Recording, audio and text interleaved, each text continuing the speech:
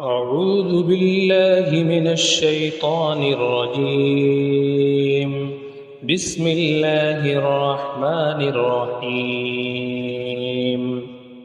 إذا السماء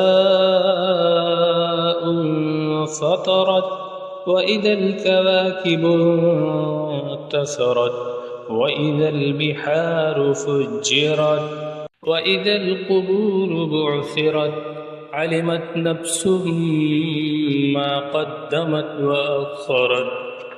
يا أيها الإنسان ما غرك بربك الكريم الذي خلقك فسواك فعدلك في أي صورة ما شاء ركبك.